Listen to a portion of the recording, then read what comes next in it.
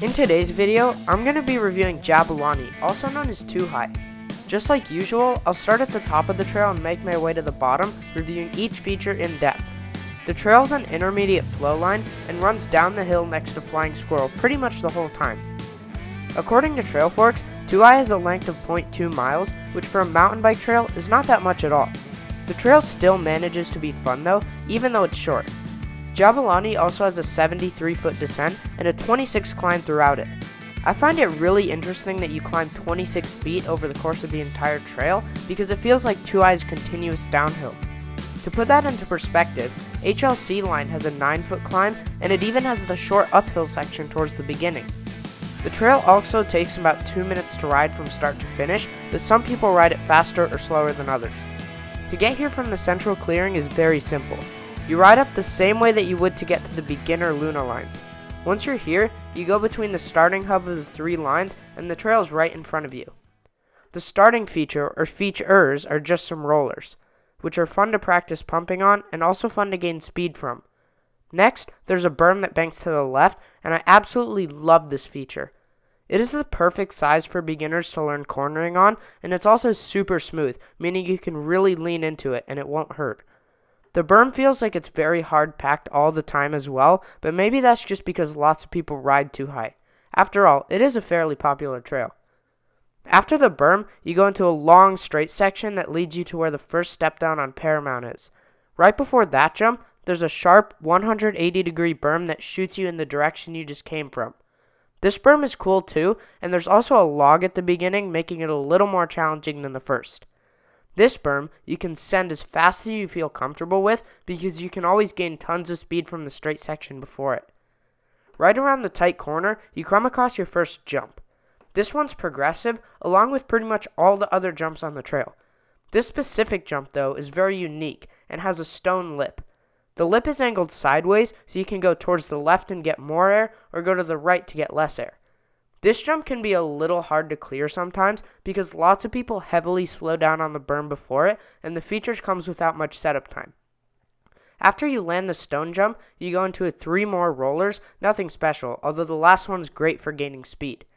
After the rollers, you have another really fun progressive jump. There are 2 lips on this, a big one and a small one.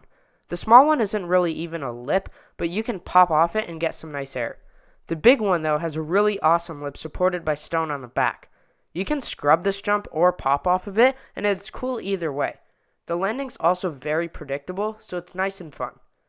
Abruptly after the jump's landing, there's a berm. This berm is really fun because there's a roller going into it. This is a great spot to practice ground whips by carving into the roller and landing high up on the berm. This berm is very tall compared to the others on the trail, and it's smooth so you can ride it really comfortably. The berm's also very long and lets out to the left instead of the 180-degree berms you've seen so far.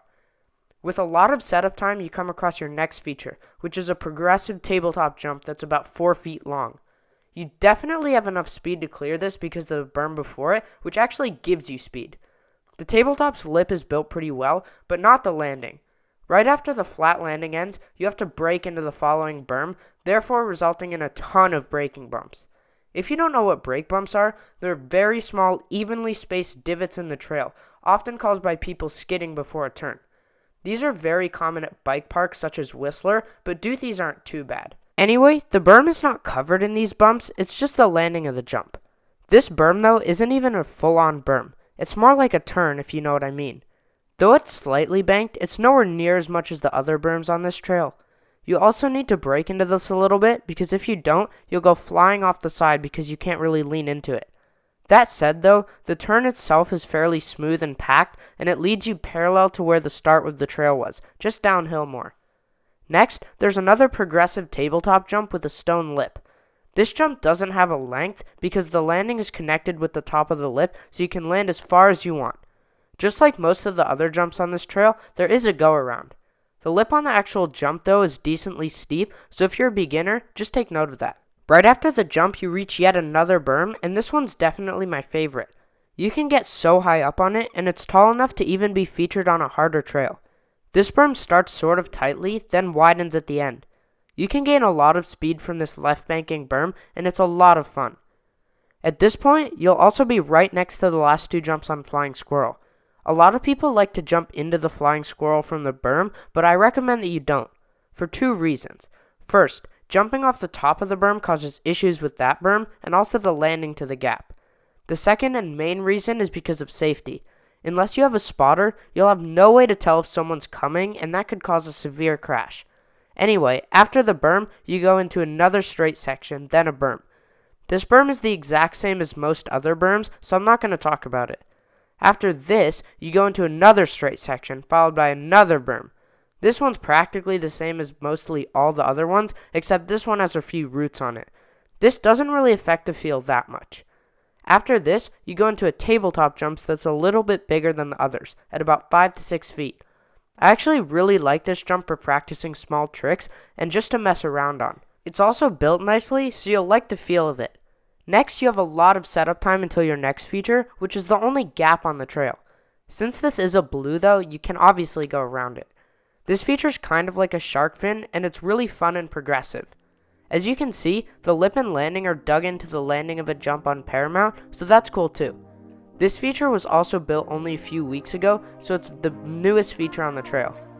To finish off, you have one last small tabletop and then the left turn into the lower clearing. That's the whole trail. Usually though, I would show you the full trail in first person, but next week's video will showcase it along with many other trails. I'll give it a final score though. The score 2i is getting is going to be an 8.5 out of 10. This trail is great to progress on if you're a beginner, and the jumps are all very well built. The reason I'm taking points off though is because the trail sort of gets repetitive, and there's also a lot of straight sections. So that's my review, and thanks for watching. I'll see you all next week.